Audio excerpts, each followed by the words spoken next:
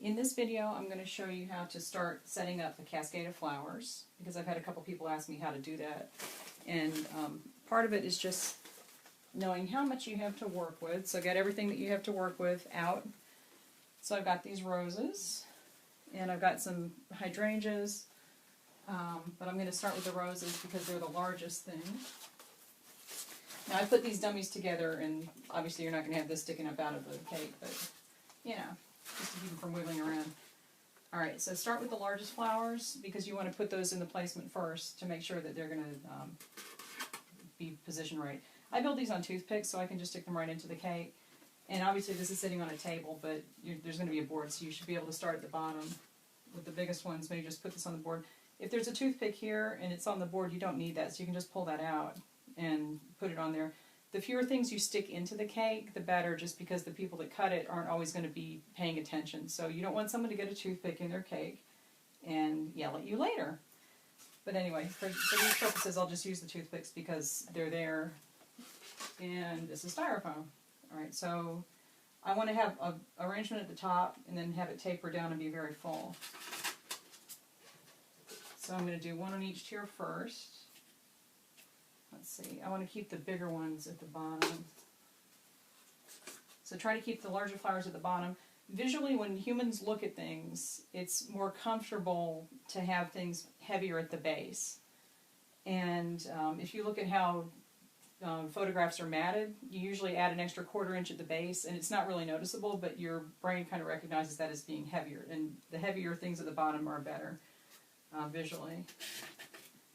So if you're trying to do something that's uncomfortable visually, make it heavier at the top. And sometimes that's the point of doing that. You have a reason for it. Okay. And for the top, I'm going to do a larger one, just because I want the top to be full also. Okay, so now I've got these extra ones. I'm going to start filling those in. If you're doing this on a real cake, it's obviously you're going to have either fondant or buttercream. So start there, and then what you can do is take another rose and kind of balance it on these two.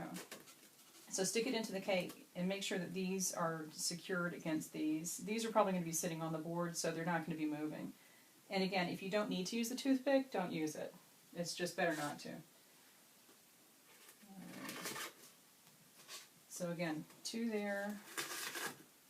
I'm going to put this one there. Just so that if it starts to move, it's going to get caught on this and it'll stop. It's just better that way. I'm going to put another one on the bottom, because I want that to be pretty heavy on the bottom. I'll put one here. I'm kind of running out of the large ones, but that's all right. I'll put one here. And just look at it. I mean, there's no science to this. It's just what visually looks right to you. And you're going to come in and fill the rest of it in later anyway. Now, there's a lot of light pink here, so I'm going to put one over here to kind of balance that out. Put another one of these on the top. And one more. That one here. This has a little tiny toothpick on it. I don't want that to fall off. Okay, so now you've got the main flowers, and if you're doing this with peonies or callas or whatever the main flower is, put those on first, and then you go back with the filler and the leaves if you have leaves.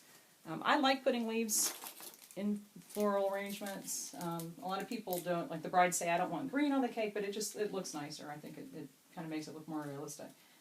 Now you're going to take your filler flowers, and if they're on individual stems, just twist the stems together and bend them up so that there's not the pokey wire poking out that's going to stab somebody. And don't stick these right into the cake. Just kind of rest them in between the bigger flowers.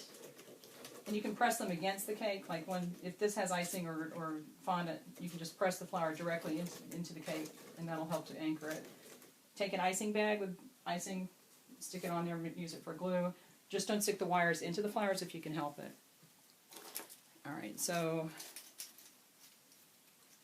just keep doing that. I'm not going to do this whole thing. But I think that, you know, just doing it a few places will give you the idea. Alright, so I'm just going to arrange these around. I do the filler flowers on wires individually so that if I do get a little group that's too big, I can pull it apart and put 1 or 2 flowers in where they need to be. Alright, so let's see. I'm just going to do this one last one because I think you can probably figure out what I'm doing. You don't need to see me do the whole thing. Alright. So that goes there. Again, press it right into the icing.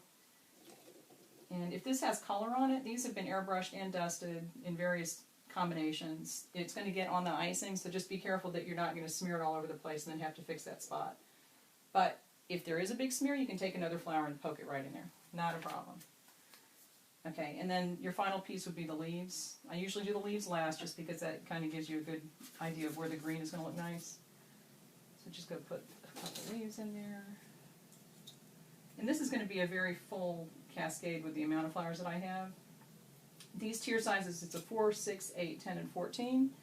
So the 4 is pretty small. It's obviously going to be a little bit larger once you get the icing or the fondant on, but not that much because the 4 inches are pretty small top. So you just want to put a little bit of green for contrast in there. Keep filling it in, make it as full as you want, but that's going to be a really full cascade based on the number of flowers that I have. So I'm not going to do the whole thing because it will take me half an hour. But that just gives you the idea. Start with the larger flowers, make sure the colors are kind of balanced out the way you like them, and then fill in with the filler flowers, and then go back in last and put the green in. And that will make a nice arrangement, and your bride will be very happy, and it's a pretty cascade.